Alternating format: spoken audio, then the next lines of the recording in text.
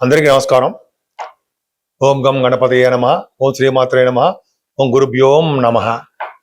ఇప్పుడు మనం రవి సూర్య భగవానుడు మార్పు గురించి మాట్లాడుకుందామండి. అంటే వృషభ రాశి నుండి మిథున రాశిలోకి ఆయన 15th జూన్ మిథున రాశిలోకి వచ్చేస్తున్నాడు.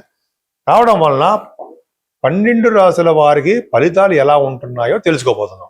కర్కాటక రాశి వారికి రవి ద్వితీయాధిపతి అయ్యి మీ రాశిలో ఉండడం తప్పని చెప్పం. కానీ ఏంటంటే ధనాన్ని అంత ఈజీగా ఇచ్చేయడు, ఇబ్బంది పడతారు. అంతేకాకుండా కొద్దిగా మీరు దూర ప్రాంతాలకి ప్రయాణం చేయవలసి వస్తూ ఉంటుంది. రాశిలోనే గురుడు ఉన్నాడు, కర్కాటక రాశిలో ఉన్నాడు కాబట్టి నీటిలో ప్రయాణం చేయడము, నీటిలోనే కొంతమంది స్నానాలు చేయడం అంటారు సార్. నీటి స్నానం, నదీ స్నానాలు అంటారు కదా, నదీ స్నానాలకి ఎక్కువ అవకాశాలు ఇస్తాడు మీకు. పైగా ద్వితీయాధిపతి రాశిలో ఉండడం వల్ల, కర్కాటక రాశిలో ఉండడం వల్ల కష్టించి పని చేస్తారు అని చెప్పచ్చు. అంటే వీరు కష్టపడడం, ధన సంపాదన ఉండడము జరుగుతుంది. ఎందుకంటే సెకండ్ హౌస్ లార్డ్ ఎవరికైనా చూసుకోండి, రాశిలోనే ఉంటే లగ్నంలో ఉంటే వాళ్ళు కష్టపడి పని చేస్తారు. సెకండ్ హౌస్ లార్డ్ అవడం వలన ధనానికి కొద్దిగా ఇబ్బంది పడడమో, లేకపోతే ధనం సకాలంలో చేతికి అందలేకపోవడమో జరుగుతుంది. లగ్నాధిపతి అయ్యాడు కదా, సెకండ్ హౌస్ లార్డ్ అయ్యాడు కదా. ఆయన ఎక్కడ చూస్తున్నాడు? కర్కాటక రాశి వారికి రవి 12వ భావంలో ఉన్నాడు. ద్వితీయాధిపతి 12వ భావంలో ఉన్నాడంటే ఖచ్చితంగా ఫారిన్ కంట్రీస్ వెళ్తారు. ఈ రవి కూడా అక్కడ నక్షత్రం ఉందండి, మృగశిర ఆర్ద్ర నక్షత్రం ఉంది. ఆర్ద్ర నక్షత్రంలో రవి ఎప్పుడైతే వస్తాడో కర్కాటక రాశి వారికి విదేశ పర్యటన ఉండి తీరుతుంది. మీ జాతకంలో కూడా చూసుకోండి, కర్కాటక లగ్నం అయి ఉండి ద్వితీయాధిపతి వ్యయభావంలో మీకు ఉండి ఆయన ఆర్ద్ర నక్షత్రంలో ఉన్నాడు అంటే మరి విదేశాలనే స్థిర నివాసం ఏర్పరచుకున్నట్టే. అది శాస్త్రం. సరే, అది పక్క పెడదామండి. ఏదైనా ధనాన్ని ఎంత సంపాదిస్తారో అంతగా ఖర్చు పెట్టేస్తుంటారు. కాబట్టి మీరేం భయపడాల్సిన అవసరం లేదండి. ముఖ్యంగా రవి వలన, సూర్యభగవాన్ వలన, రవి మీకు ఇందాక చెప్పిన కర్కాటక రాశిలో ఉన్నాడు, తప్పండి, సారీ పొరపాటు చెప్పాను. రవి కర్కాటక రాశిలో కాదు, మిథున రాశిలో ఉన్నాడు కాబట్టి మిథున రాశిలోనే యోగాన్ని కలిగిస్తూ ఉంటాడు, అదృష్టాన్ని యోగాన్ని కలిగిస్తాడు, ఎక్కువగా ధనం ఖర్చు పెట్టేది చేస్తూ ఉంటాడు, దేవాలయాల సందర్శన కూడా కలిగించేది చేస్తుంటాడు మీ రాశి వారికి. ఇప్పుడు మనం యమునా నది పుష్కర స్నానాలు, యమునా నది గురించి మాట్లాడుకుందాం అండి. ముఖ్యంగా యమునా నది పుష్కర స్నానాలు చేసే వాళ్ళందరికీ కూడా సూచన ఏంటంటే, యమునా నదిలో స్నానం చేసే ముందర సంకల్పపూర్వకంగా స్నానం చేయడం మర్చిపోకూడదు. అందులోనూ పుష్కరాలు కాబట్టి మామూలుగా నది స్నానాలకు వెళ్ళినప్పుడు మనం తప్పకుండా చెప్పుకుంటాం. మనం ఇవన్నీ కూడా పుష్కర స్నానానికి వెళ్తున్నాం కాబట్టి మన సంకల్పం అంటే మనం ఎక్కడ ఉన్నామో, ఏ ప్రాంతంలో ఉన్నామో అని బ్రాహ్మణుడు చెప్తాడు. ఆయన సంకల్పపూర్వక స్నానం చేయడం వలన అధికమైన పుణ్య ఫలం అని చెప్పి శాస్త్రం చెప్తాను. జనరల్గా చాలా మంది ఆడవాళ్ళు కూడా, సుమంగళిలు వాళ్ళందరూ కూడా ఈ టైంలో ఏం చేస్తుంటారంటే, వారందరూ కూడా పుష్కరాల సందర్భంలో ఆ నది అమ్మ తల్లికి వాయినాలు కూడా ఇస్తుంటారండి వాళ్ళు. అంతేకాకుండా అమ్మవారికి మన యమునా అమ్మవారికి చీర, రవిక అదొకటి, గాజులు, అలాగే పసుపు కుంకాలు, ఇవన్నీ కూడా నదిలో వదులుతారు. నదిలో వదలడం వల్ల అమ్మవారికి ఆశీస్సులు పొందుతారు. అంతేకాదండి, ఇదే విధంగా ఈ ఆచారం కూడా కొంతమంది దంపతులు ఉంటారు. ఆ దంపతులకు కూడా మీరు ఈ చీర, రవిక, పసుపు కుంకుమ, గాజులు ఇవన్నీ ఒక 2 దంపతులకి ఇచ్చి వాళ్ళ ఆశీర్వచనం తీసుకోవడం కూడా సర్వశ్రేష్టం. ఇప్పుడు కూడా నది దగ్గర చేయకూడదు దానాలన్నీ కూడా, దూరం అంటే అది మెట్లు ఎక్కువ వచ్చి దూరంగా స్నానం చెయ్యాలి. సో ఇదొకటండి. అసలు యమునా అమ్మవారు ఎలా ఉంటారు, అమ్మవారి యొక్క పవర్ తెలుసుకుందామండి. అసలు అమ్మవారు, యమునా నది అమ్మవారు అత్యంత సౌందర్యవతిగా ఉంటారట ఆవిడ. అలాగే నిత్య యవ్వనవతిగా ఉండడమే కాకుండా ప్రసన్న వదనంతో మనం దండం పెట్టినాం అనుకోండి, ఆవిడ కోరిన కోరికలు తీర్చేస్తూ ఉంటారు. కరుణ కురిపించే అమ్మవారుగా ఉంటారు. ఈ యమునా నది అమ్మవారు అనేది, యమునా నది నీలి రంగులో ఉంటుంది అండోయ్. గంగా నది ఒక కలర్లో ఉంటుంది ఆవిడ, ఈవిడేమో యమునా నది నీలి వర్ణంతో ఉంటుంది ఆవిడ. అందుకని నీలి రంగు పట్టు వస్త్రాలతో ధరించి అమ్మవారు కిరీటంతో అలాగే వడ్డాణంతో ఆభరణాలతోటి అలంకరించుకొని కళకళ ఆడిపోతూ దివ్యకాంతితో దర్శనాలు ఇస్తూ ఉంటుంది ఆవిడ లోకాల్లో, పై లోకాల్లో. అలాగే అమ్మవారి యొక్క వాహనం తాబేలు కూర్మం ఉంటాం కదా, తాబేలు అనమాట. సరే, ఈవిడ జనరల్గా ఏంటంటే ఎప్పుడు కూడా భక్తులకి కోరిన కోరికలు తీరుస్తూ ఉంటుంది. అసలు యమునా నది అమ్మవారు యమధర్మరాజుకి సోదరి. యమధర్మరాజు సూర్య భగవానుడు యొక్క దీంట్లో యమధర్మరాజు యొక్క సోదరి అయింది ఆవిడ. సూర్య భగవానుడు, యమధర్మరాజు, శనీశ్వరుడు, మన యమున అని అంటాం కదండి సంతానంలో. యమునా నది ఆవిడ యమధర్మరాజుకి సోదరి కావడం వలన ఈ నదిలో స్నానం చేయడం వలన యమ భయం ఉండదు. యమధర్మరాజు వలన యమధర్మరాజు సంబంధించిన భటులు మన దగ్గర రారు. యమ భయం లేకుండా మోక్షము ప్రసాదిస్తారు అమ్మవారు. సరా, ఈ యమునా నది పుష్కర స్నానాలు చేయడంలో ఎంత అదృష్టం ఉందో అంటే, యమునా నది పుష్కర స్నానం చేయడం వలన యమధర్మరాజు యొక్క ఆశీస్సులు కలిగి యమలోకానికి వెళ్లకుండా మోక్ష లోకానికి వెళ్తామని శాస్త్రం చెబుతోందండి. ఎంత అదృష్టం మనకి. ఈ విధంగా ఉంది. సరే, అసలు దానాలు ఏం చెయ్యాలి అంటే 12 రోజులు ఉంటాయి కదండి, 12 రోజులు పుష్కరాలు కదా.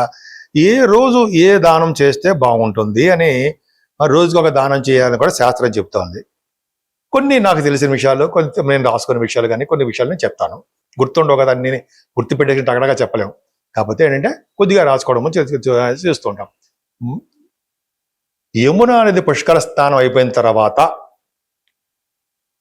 అంటే మనం యమునా నది పుష్కర స్నానం కొంచెం బయటకు వచ్చిన బయటకంటే కొంచెం నదిలో కాకుండా బయటకు వచ్చిన తర్వాత ఏమి దానాలు ఇవ్వాలి? రోజుకో దానం చెప్పారండి. ఆ దానం ఏంటంటే, మొదటి రోజు చేయవలసిన దానము సువర్ణ దానం, రజిత దానము. రజిత దానం వెండి. అసలు వెండే ఈ పరాభవన సంవత్సరంలో వెండి దానం అత్యంత ప్రాముఖ్యత ఉంది. అందున యమునా నది పుష్కర స్థానంలో ఎవరైతే రజిత దానం మొట్టమొదటి రోజుని, అదే తర్వాత ఎప్పుడే మన ఇష్టం దానం చేస్తామో అది చాలా రెట్లు ఫలితాలు ఇస్తాయిట. అలాగే ధాన్య దానము, భూదానాలు చేయవలసి వస్తూ ఉంటుంది. చేస్తే చాలా మంచిది. సరే, రెండో రోజు సెకండ్ డే నాడు ఏమి దానం చేస్తే మంచిది? వస్త్రాలు దానం చేయాలండి. మంచి మంచి బట్టలు, ఓ బ్రాహ్మణుడికి, సద్బ్రాహ్మణుడికి బాగా మంచి బట్టలు, అంటే కట్టుకునే వస్త్రాలు, చిన్న చిన్న తువాళ్ళు అవి కాదు, మంచి వస్త్రదానాలు.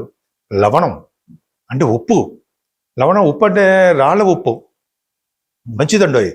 అదృష్ట లక్ష్మీ ప్రసన్నత. ఎవరైతే ఉప్పు దానం చేస్తారో వాళ్ళకి లక్ష్మి వస్తుంది, లక్ష్మీ అంటే ధనం ప్రాప్తి కలుగుతుందట. అలాగే రత్నాలు దానాలు చేస్తారు. మరి మూడో రోజుని బెల్లం. ఇది బాగుంది కదండి, చక్కగా మనం కొనేస్తాం, టగడగా దానం ఇచ్చేస్తాం. బెల్లం, పండ్లు దొరికితే మామిడి పండ్లు, అక్కడ దూరంలో కొంటామా, మనకి రకాల సంబంధించిన పళ్ళు. అలాగే ఇలా ఈ 2 చెప్పారు. 4వ రోజున ఏం చేస్తే బాగుంటుంది దానం? నెయ్యి అంటే అండి ఆవు నెయ్యి, శ్రేష్టమైన నెయ్యి. అలాగే నూనె కూడా చెప్పారండి శాస్త్రంలో. దానివల్ల ఏమవుతుంది, మనకి కీడు రావు. అలాగే పాలు, తేనె దానం చేయాలట. తెలిసింది కదండి.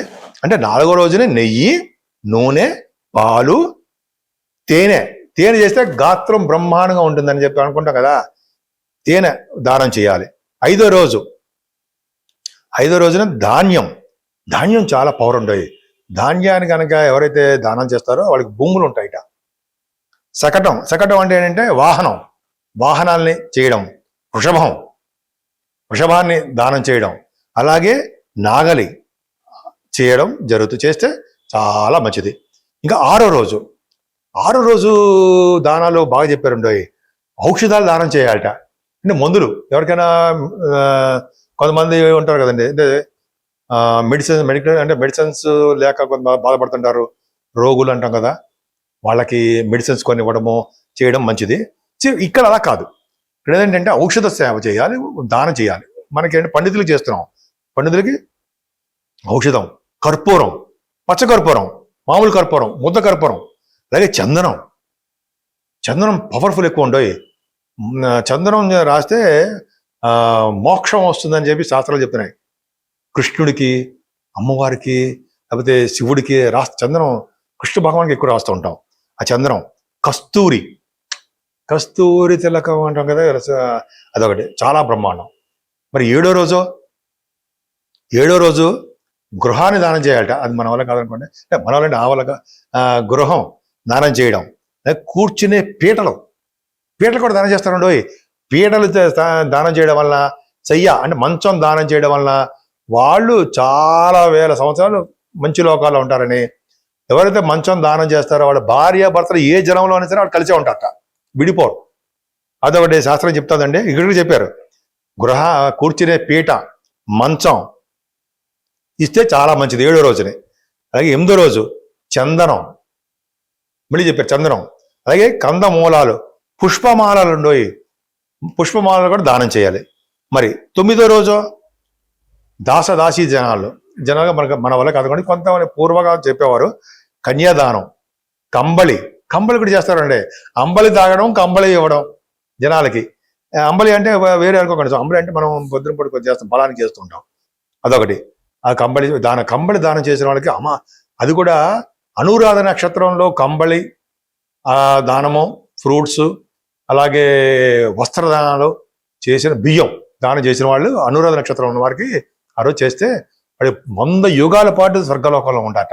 నేను చెప్పింది కదా, ఒక మ్యాగజైన్లో చదివానండి, అది కట్ చేసి ఉంచుకున్నా, కట్ చేయడం పేపర్. 10వ రోజుని సాలగ్రామ దానం చేయడం ఉండవు.